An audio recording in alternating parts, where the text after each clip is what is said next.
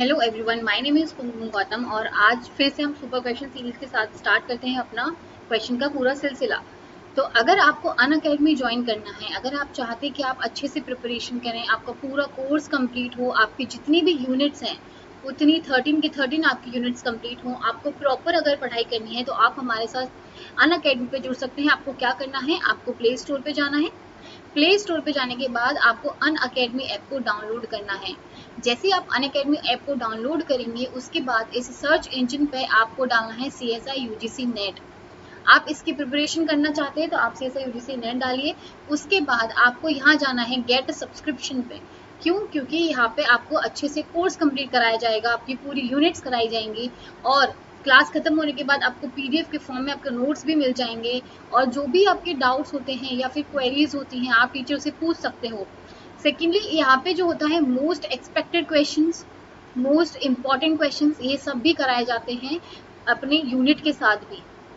Now आप अपने according 6 months का लेना चाहते हैं या फिर 12 मंथ्स का लेना चाहते हैं या फिर 24 मंथ्स का लेना चाहते हैं।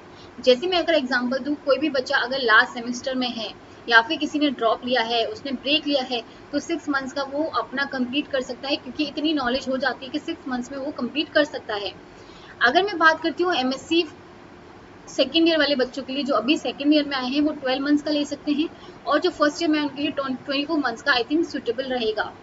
अगर मैं किसी भी ऑफलाइन कोचिंग की बात करती हूँ तो अराउंड 35,000 रुपीज़ वो तुमसे लेंगे और तुम्हारा कोर्स भी कंप्लीट नहीं कराते। लेकिन यहाँ पे अगर मैं बात करूँ सिर्फ 11,000 है। उसके बाद भी आपको एक रेफरल कोड बताऊंगी मैं, जिसके बाद आपको 10% ऑफ मिल जाएगा। आपको कौन सा रेफरल कोड यूज करना है? कुमकुम 10 यूज करना है। कुमकुम 10 करने से आपको 10% ऑफ मिल जाएगा। उसके बाद आपको करना है प्रोसीड टू पेमेंट। देखिए 10,395 पे करना है सिर्फ 1 साल का। ना आपको इंस्टेंट ऑफ मिलेगा, कुमकुम 10 अप्लाई कीजिए, इंस्टेंट ऑफ मिलेगा। उसके बाद अगर मैं पेमेंट मेथड की बात करती हूँ तो आप डेबिट कार्ड के थ्रू कर सकते हैं, कोई भी है, वीजा है, मास्टर कार्ड है, मेस्ट्रो है, कोई भी है उससे कर सकते हैं। EMI के थ्रू कर सकते हैं, जहाँ नो कॉस्ट EMI वाला ऑप्शन भी है। UPI के थ्रू कर सकते हैं, आप वॉलेट के थ्रू कर सकते हैं, लाइक पेटीएम हो गया, पेपल हो गया, कैसे भी कर सकते हैं। आप नेट बैंकिंग भी यूज कर सकते हैं। आपको CSI UGC net life sciences के लिए आपको जो सब्सक्रिप्शन के लिए जो कोड यूज करना है, जो रेफरल कोड करना है, वो कुमकुम 10 करना है। इसके बाद क्या होगा, आपको मेरा ही कोर्स नहीं, आपको जितने टीचर CSI UGC नेट की प्रिपरेशन कराते हैं आप उन सबका कोर्स देख पाएंगे। सिर्फ मेरा नहीं, आपको सारे टीचर्स का कोर्स मिलेगा। चलिए स्टार्ट करते हैं फर्स्ट क्वेश्चन से। मैं 5 सेकंड देखती हूँ, उसके बाद हम, हाँ चलो।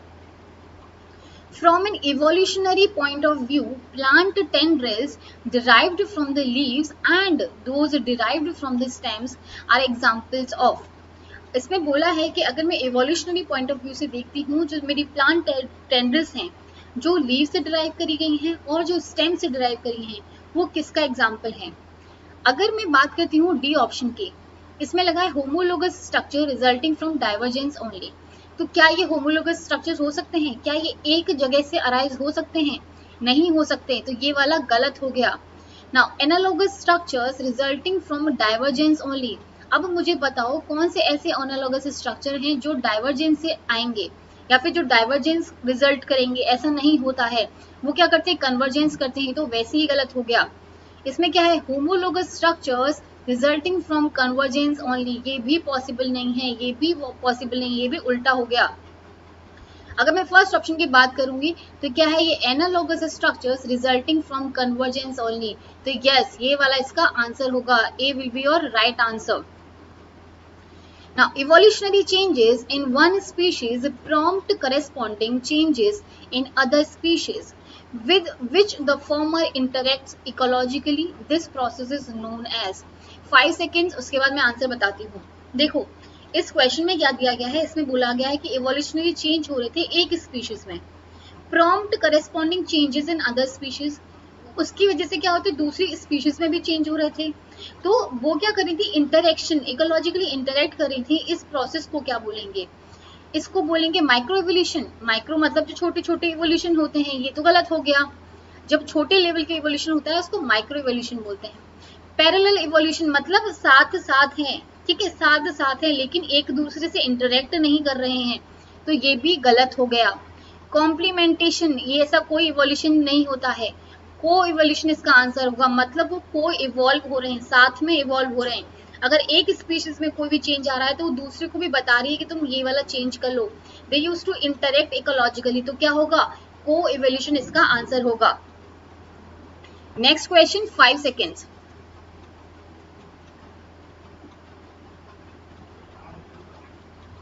चलो करते हैं। देखो स्टेबलाइजिंग सिलेक्शन फेवर्स, इसमें बोला है कि स्टेबलाइजिंग जो सिलेक्शन है वो क्या फेवर करता है। जब तुम मुझे ये बताओ, अगर चीज स्टेबलाइज हो गई है मतलब तुमने बैलेंस बना लिया है, ना तो तुम इस पे एक्सट्रीम पे हो ना इस वाले एक्सट्रीम पे हो, तुमने क्या कर लिया, उसको बैलेंस बना लिया है। जैसे अगर तुम बुक उठाते हो, ठीक है, बुक उठाते हो, अगर तुम एक साइड से उठाओगे तो गिर जाएगी, दूसरे साइड से उठाओगे तो गिर जाएगी। लेकिन अगर तुम बीच से स्टेबलाइज करोगे उसको, अगर बीच से बैलेंस बनाओगे तो वो बिल्कुल बैलेंस हो जाएगी। इसका मतलब क्या हुआ, फर्स्ट ऑप्शन क्या है, both extremes form a trait. नहीं, अगर एक्सट्रीम ट्रेट बनाती तो फिर स्टेबलाइज कैसे हो जाता। देखो एक्सट्रीम का मतलब होता है, जैसे ये मेरा ग्राफ है, ठीक है, ये मेरा हो गया ये वाली एक्सट्रीम्स, अगर ये मेरी एक्सट्रीम्स ग्राफ बनाती तो ये नहीं होता। स्टेबलाइजिंग सिलेक्शन क्या है, जब मेरी मिडिल जो बीच वाले इंटरमीडिएट है मैं उनको क्या करूंगी, फेवर करूंगी, तब मेरा स्टेबलाइजिंग सिलेक्शन होगा।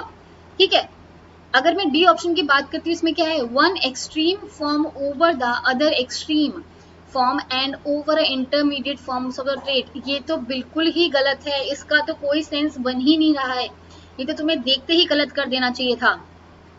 नेक्स्ट इज इन्वायरमेंटल डिफरेंसेस, क्या कोई इन्वायरमेंटल डिफरेंसेस की वजह से स्टेबलाइजिंग सिलेक्शन को फेवर करेगा, नहीं, इसकी वजह से नहीं होगा।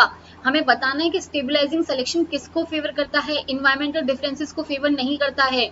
वो किसको फेवर करता है, वो इंटरमीडिएट फॉर्म्स ऑफ ट्रेड को फेवर करता है, मतलब ये जो बीच वाली जो पॉपुलेशन है, जो बीच वाली पॉपुलेशन है उसको फेवर करेगा। जो एक्सट्रीम पे होंगी, देखो ये जो एक्सट्रीम पे होंगी इनको फेवर नहीं करेगा, इनको फेवर नहीं करेगा, सिर्फ इस बीच वाले को वो फेवर करेगा, इसको बोलते हैं स्टेबलाइजिंग सिलेक्शन।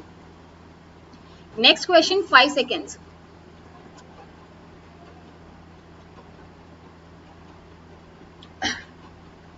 चलो करते हैं। Choose the correct sequence of a evolutionary events in one form of allopatric speciation using the codes given below। इसमें क्या बोला है, हमें करेक्ट सीक्वेंस को चुनना है जो इवोल्यूशनरी इवेंट होते हैं इन एलोपैट्रिक स्पीसिएशन। तो हमें नीचे कोड्स दिए गए, हमें उसमें से इवेंट को चूज करना है, करेक्ट सीक्वेंस को पता करना है, किसको, करेक्ट सीक्वेंस को पता करना है।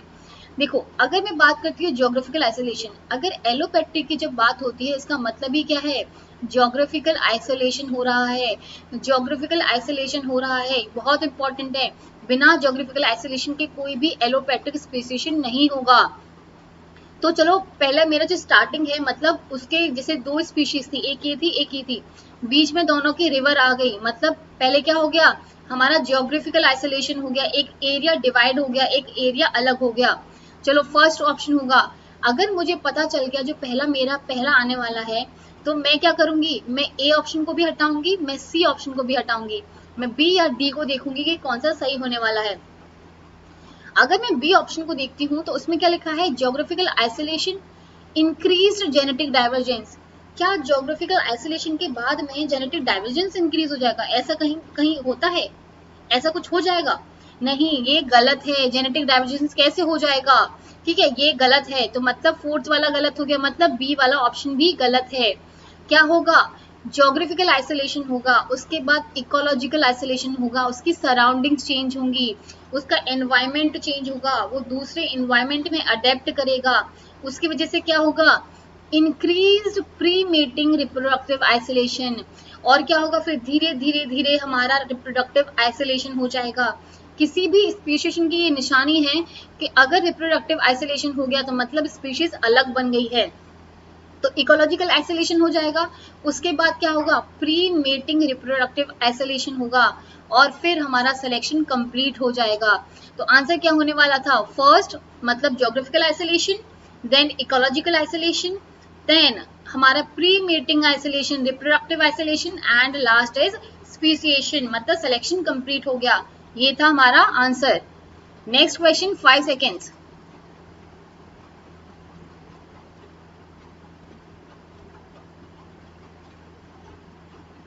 चलो, इन mammalian females 2x chromosome, 2x chromosomes हैं are present. Expression of genes on both the chromosomes may lead to gene dosage imbalance. इसमें क्या बोला है, ममेलियन फीमेल्स है, ठीक है, उस पे 2x क्रोमोसोम प्रेजेंट है. एक्सप्रेशन हुआ जीन्स का ऑन बोथ द क्रोमोसोम, अगर दोनों जीन्स का एक्सप्रेशन हो जाएगा, इसकी वजह से क्या हो जाएगा, जीन डोसेज इम्बैलेंस हो जाएगा. क्यों? क्योंकि मेरे पास XX है और मेल के पास है XY, और Y बहुत छोटा होता है, बहुत ज्यादा छोटा होता है, जिसकी वजह से इनका एक्सप्रेशन ज्यादा हो जाएगा एज कंपेयर टू दिस, जिसकी वजह से क्या हो जाएगा, जीन डोसेज इम्बैलेंस हो जाएगा. अब उस जीन डोसेज इम्बैलेंस को बचाने के लिए क्या करा जाता है, this problem is solve by the process of dosage compensation. उसके बाद क्या करना पड़ेगा, हमें उस डोसेज को कंपनसेट करना पड़ेगा, जिसकी वजह से दोनों का जो इफेक्ट होगा वो सिमिलर आए, दोनों का जो एक्सप्रेशन आएगा वो सिमिलर आए. इसके लिए हमें क्या करना पड़ेगा, so the dosage compensation is achieved by hyper activation of 1x chromosome. मुझे एक बात बताओ, अगर मैं इस XX की हाइपर एक्टिवेशन से ऑलरेडी परेशान हूँ, 2 बार ऑलरेडी वो प्रेजेंट है, अगर मैं और हाइपर एक्टिवेट कर दूंगी तो मेरा डोसेज इम्बैलेंस तो बहुत ज्यादा बढ़ जाएगा. तो ये क्या हो गया, ये तो बिल्कुल गलत हो गया. Next is elimination of 1x chromosome. क्या मैं से किसी x क्रोमोसोम को प्रॉपर्ली हटा सकती हूँ, क्या मैं एलिमिनेट कर सकती हूँ, ऐसा कुछ है, ऐसा कर सकती हूँ? ये तो नहीं कर सकती, मैं हटा नहीं सकती, मैं एलिमिनेट नहीं कर सकती चीजों को, तो ये भी क्या होगा, गलत होगा, एलिमिनेशन नहीं होगा. नेक्स्ट इज सी ऑप्शन क्या है, hypo activation of both x chromosome. मुझे एक बात बताओ, अगर मैं दोनों का हाइपो एक्टिवेशन करा दूंगी तो ये तो बहुत अच्छे से फिर शो कर जाएगा और इनका दोनों का हाइपो एक्टिवेशन हो जाएगा. ऐसा नहीं होता है, हाइपो एक्टिवेशन नहीं कराना है, हाइपर एक्टिवेशन नहीं कराना है, एलिमिनेशन नहीं कराना है.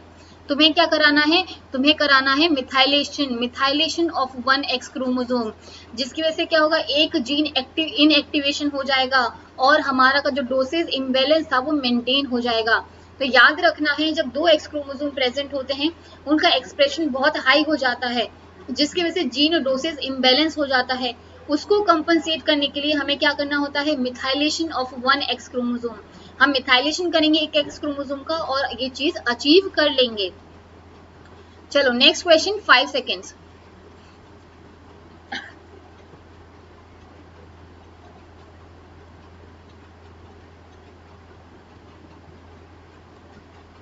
Adaptive immunity is mediated by B cells and T cells. हमें बोला है कि जो अडेप्टिव इम्यूनिटी होती है, देखो एक होती है इन्नेट इम्यूनिटी,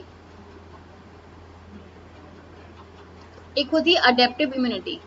कौन सी, अडेप्टिव इम्यूनिटी. इसका मतलब क्या होता है, इन्नेट का जब हम पैदा होते हैं इनबॉर्न हमारे अंदर आती है, जैसे स्किन होती है, कोई भी अगर कोई भी मॉलिक्यूल अगर घुसना चाह रहा है अंदर से, कोई कीड़ा अंदर जाना चाह रहा है तो क्या घुस जाएगा, नहीं घुसेगा. तो ये इन्नेट इम्यूनिटी हो गई, ये हमारी इन्नेट इम्यूनिटी होती है. जब हम अडेप्टिव इम्यूनिटी की बात करते हैं, मतलब क्या होता है कि अगर कोई हमारी बॉडी में एंटीजन आया जो हमारी बॉडी का नहीं था, कोई फॉरेन एंटीजन था, तो हमारी बॉडी क्या करती है, उसके अगेंस्ट एंटीबॉडीज बनाती है, उसके अगेंस्ट इन्फ्लेमेशन शो करती है. तो ये होता है अडेप्टिव इम्यूनिटी. अडेप्टिव का मतलब हुआ अडेप्ट किया हुआ कोई फंक्शन, डिराइव्ड किया हुआ कोई फंक्शन, अडेप्ट किया है हमने एनवायरमेंट के साथ में, उसको बोला जाता है अडेप्टिव इम्यूनिटी. इसमें बोला है adaptive immunity is mediated by B cells and T cells. Okay, now T cells interact with other cells through the T cell receptor. अब मैं बोला है जो टी सेल्स होती हैं वो इंटरेक्ट करती हैं अदर सेल्स के साथ थ्रू टी सेल रिसेप्टर, जो TCR होते हैं उसके थ्रू हमारी इंटरेक्ट करती हैं. अब बोला है कि जो बी सेल्स होती हैं उन पे पास कोई भी ऐसा टिपिकल रिसेप्टर नहीं होता, एक पर्टिकुलर रिसेप्टर नहीं होता खुद का, जिसकी वजह से वो बता सके कि हाँ ये बी सेल हमारी है, ऐसा नहीं होता है. So B cell is receptor is often. तो बी सेल रिसेप्टर के पास कौन सा मॉलिक्यूल होता है, कौन सी एंटीबॉडी का मॉलिक्यूल होता है. अगर तुमने पढ़ा हो जब बी सेल का हमारा फॉर्मेशन हो रहा होता है, जब हमारी बी सेल मैच्योर हो रही होती है, उस टाइम पे क्या होता है, जो एंटीबॉडीज बनती हैं वो हमारी बनती हैं IgM. बनती है, पहले IgM आके लगेगी किसी भी बी सेल रिसेप्टर के फॉर्मेशन के टाइम पे. जब ज्यादा मैच्योर हो जाती है उसके बाद हमारी आईजीडी आती है। तो तुम्हें पता होना चाहिए कि जो आईजीएम का फंक्शन है वो ज्यादा नोन है as compared to the IgD. IgD का कोई फंक्शन नोन नहीं है, ठीक है, इतना पर्टिकुलर नोन नहीं है, वो बस पता है कि इसकी हेल्प करती है और कुछ ज्यादा पता नहीं है। तो तुम्हें क्या बताना चाहिए था, आईजीजी मॉलिक्यूल होगा बी सेल पे? नहीं, उसके बी सेल की रिसेप्टर पे क्या प्रेजेंट होगा, आईजीएम मॉलिक्यूल प्रेजेंट होगा। कौन सा, आईजीएम प्रेजेंट होगा, आईजीई नहीं होगा। मोस्ट ऑफ द टाइम बच्चे क्या सोचते हैं कि मैम ऑल ऑफ दीज वाला क्वेश्चन वाला ऑप्शन है तो ऑल ऑफ दीज होगा। नहीं, एक बार नॉलेज को देखो, एक बार चेक करो, एक बार चीजों को चेक करो। क्या तुमने ऐसा कभी पढ़ा है कि जी भी है, एम भी है, ए भी है, ऐसा कुछ पढ़ा है? नहीं पढ़ा। तो कौन सी होती है, आईजीएम मॉलिक्यूल होंगे। ये नेक्स्ट क्वेश्चन 5 सेकेंड्स।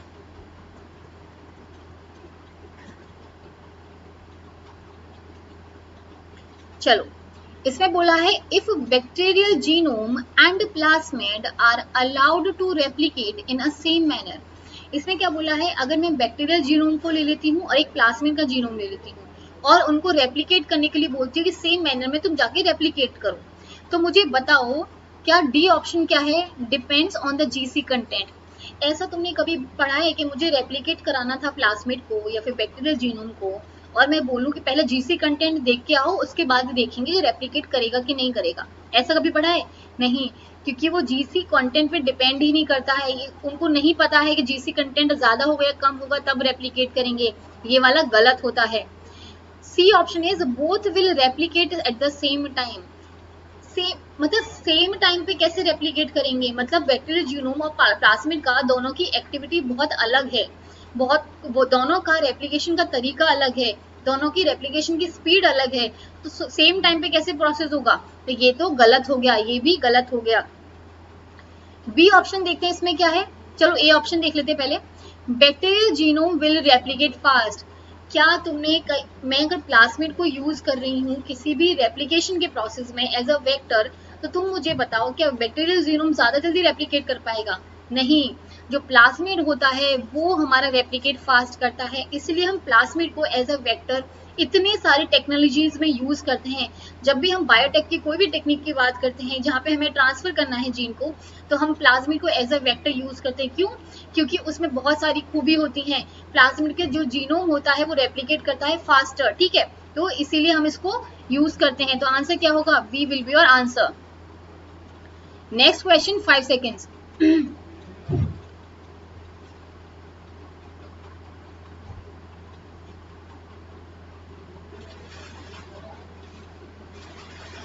देखो इसमें क्या है, Vibrio cholerae causes a diarrhoea, Vibrio cholerae causes a diarrhoea bye.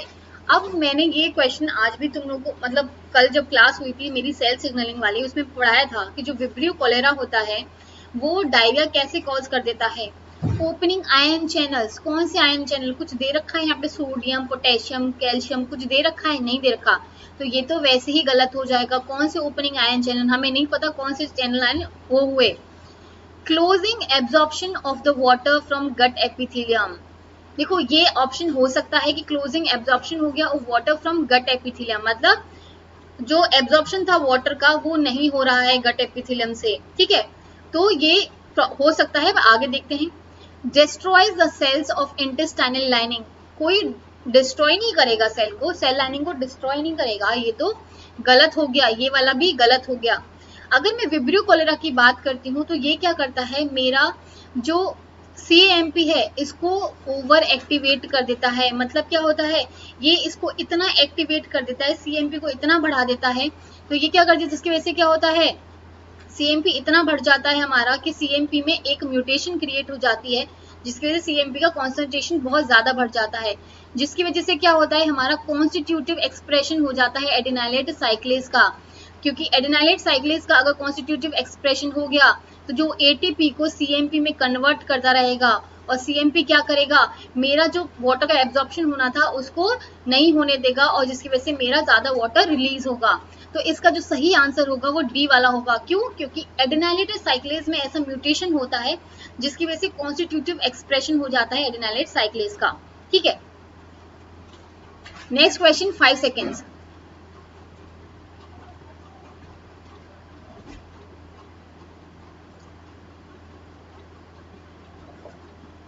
Now, many biomolecular are transported from nucleus to the cytoplasm through nuclear pore.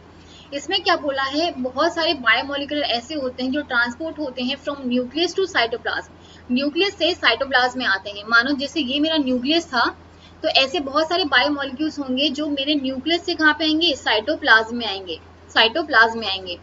Which molecule is continuously transported from nucleus to cytoplasm? तो ऐसा कौन सा molecule है जो continuously transport हो रहा है from nucleus to cytoplasm? ऐसा कौन सा मॉलिक्यूल है? अगर मैं पहले ऑप्शन की बात करती हूँ डीएनए की, तो क्या तुमने कभी सुना है कि जो डीएनए है वो न्यूक्लियस में ना होकर साइटोप्लाज्म में है? ऐसा होता है? नहीं, ये तो पॉसिबल नहीं है, ये तो गलत हो गया।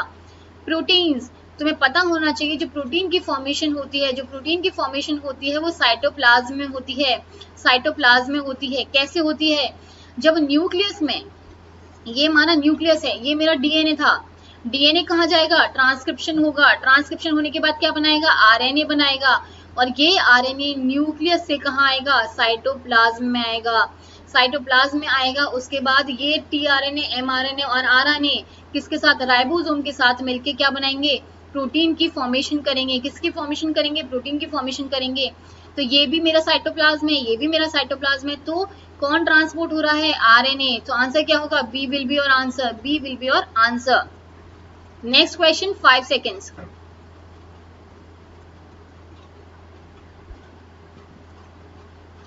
Now, which of the following statement is correct regarding meiosis? अगर मैं meiosis की बात करती हूँ तो तुम्हें पता होना चाहिए कि इंटरफेज होता है, ठीक है, इंटरफेज हो गया। उसके बाद आती है meiosis 1, उसके बाद आती है meiosis सेकेंड, meiosis सेकेंड, ठीक है, meiosis 1 and meiosis second. Interphase की बात कर रहे हैं हम लोग। अब मुझे ये बताओ यहाँ पे क्या होगा, 1 राउंड ऑफ रेप्लीकेशन होगा, 1 राउंड ऑफ रेप्लीकेशन होगा, ठीक है। डीएनए जो होगा एक बार ही रेप्लिकेट करेगा, लेकिन सेल डिवीजन इसके बाद भी होगा और इसके बाद भी होगा। इसका मतलब क्या हुआ, there is a 2 round of replication. क्या ऐसा पॉसिबल है कि 2 राउंड रेप्लिकेशन के होंगे? नहीं, तो ये वाला गलत हो गया।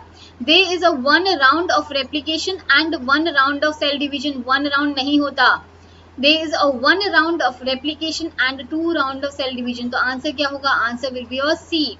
तो अगर मियोसिस की बात पूछी जाती है तो कौन सा आंसर होगा, सी वाला होगा। Next question, a host plant produces a toxin that is lethal to the aphids feeding on its leaf. तो इसमें बोला कि जो होस्ट प्लांट था जो एक टॉक्सिन प्रोड्यूस करता था, तो अगर कोई भी एफिड्स आते हैं उस पर फीड करते हैं, ठीक है, तो वो लीथल हो जाता है इसके लिए। Over the time some of the aphids become immune to this toxin. Over the time क्या हुआ कि वो इम्यून होने लग गए उस टॉक्सिन से, मतलब उनको अब फर्क नहीं पड़ रहा है। तो प्लांट ने क्या करा, फिर होस्ट प्लांट ने क्या करा, एक ऐसा टॉक्सिन प्रोड्यूस करना स्टार्ट कर दिया जो उनके लिए फिर से लीथल होने लग गया। तो तुम देख रहे हो, पहले तुम्हारे एफिड्स ग्रो हुए, एफिड्स ग्रो हुए, इसके साथ तुम्हारे होस्ट प्लांट को बहुत ज्यादा प्रॉब्लम आने लग गई। फिर तुम्हारे होस्ट प्लांट ग्रो हुए, उसको थोड़ा गुस्सा आया, उसने अपने आप को ग्रो करा, फिर एफिड्स फिर से मरने लग गए। तो ये क्या हो रहा है, पहले एफिड्स बढ़े, फिर होस्ट प्लांट, फिर एफिड्स, फिर होस्ट प्लांट। मतलब क्या हुआ, दोनों एक से साथ को इवोल्यूट हो रहे हैं, को इवोल्यूशन हो रहा है इनका, दोनों एक साथ इवोल्यूशन शो कर रहे हैं। तो आंसर क्या होगा, को evolution will be your answer. Next question, which of the following best describe a pattern of idealized population growth? जहाँ पे that is restricted by the limiting factors। Idealised population growth की बात करी गई है, तो क्या लॉजिस्टिक ग्रोथ में हमारी आइडियलाइज्ड होती है? नहीं। कैरिंग कैपेसिटी आ गई तो आइडियलाइज्ड कहाँ रह गई, कैरिंग कैपेसिटी आ गई है तो ये तो नहीं होगी। एक्सपोनेंशियल ग्रोथ मॉडल होता है, ये कौन सा मॉडल होता है, एक्सपोनेंशियल ग्रोथ मॉडल होता है। Next question, mutualistic interactions among species in an ecosystem would be characterized as. तो अगर तुम्हें पता है कि जो म्यूचुअलिज्म होता है वो ए और बी के बीच में अगर म्यूचुअलिज्म हो रहा है, तो अगर ए को कुछ प्रॉब्लम है तो बी क्या करेगा, उसकी हेल्प कर देगा। अगर बी को कुछ प्रॉब्लम है तो ए उसकी हेल्प कर देगा। तो ये जो होता है ये पॉजिटिव और पॉजिटिव वाला होता है। तो आंसर कौन सा होगा, ये वाला होगा, ठीक है। नाउ अगर आपको अनअकैडमी पे आपको अच्छे से प्रिपरेशन करनी है, आप चाहते हैं पूरा कोर्स कंप्लीट करना, आपको पूरे नोट्स अगर पीडीएफ में चाहिए, आपको यूनिट 13 तक पूरा कंप्लीट करना है तो आप क्या कर सकते हैं, हमारे साथ अनअकैडमी पे जुड़ सकते हैं। उसके लिए आपको क्या करना है, आपको प्ले स्टोर पे जाना है, आपको अनअकैडमी ऐप को डाउनलोड करना है। आप अनअकैडमी ऐप को डाउनलोड करेंगे, यहाँ पे सर्च का ऑप्शन आएगा, आप वहाँ पे CSI UGC नेट डालिए, ठीक है। डालने के बाद आपको यहाँ जाना है, गेट सब्सक्रिप्शन पे जाना है। जाने के बाद आपको पूछा जाएगा कि आपको 6 मंथ्स का लेना है, 12 मंथ्स का लेना है या फिर 24 मंथ्स का लेना है। आप अपने अकॉर्डिंग चूज करिए कि आपको कितने महीने में आपकी प्रिपरेशन हो जाएगी। उसके बाद अगर मैं बात करती हूँ, जो नॉर्मली फीस जाती है वो 11,000 जाएगी, लेकिन आप एक रेफरल कोड अप्लाई करेंगे जिसके बाद आपको 10% ऑफ दे दिया जाएगा। वो रेफरल कोड क्या होगा, वो होगा कुमकुम 10। कुमकुम 10 आप ये अप्लाई कीजिए। अप्लाई करने के बाद आपको 10% ऑफ मिलेगा, इंस्टेंट 10% ऑफ मिलेगा। और आपको मेरे कोर्स के साथ साथ जितने भी CSI UGC नेट के टीचर्स हैं, जितने भी नेट के टीचर्स हैं, उन सबका कोर्स मिलेगा।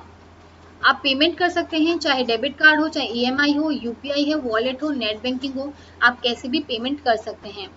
देखिए, अगर आप CSI UGC नेट की प्रिपरेशन करना चाहते हैं तो लाइफ साइंसेज पे जाइए, सब्सक्रिप्शन कीजिए और कुमकुम 10 कोड अप्लाई कीजिए, जिससे आपको 10% ऑफ मिल जाएगा। So thank you so much for watching this video. Thank you.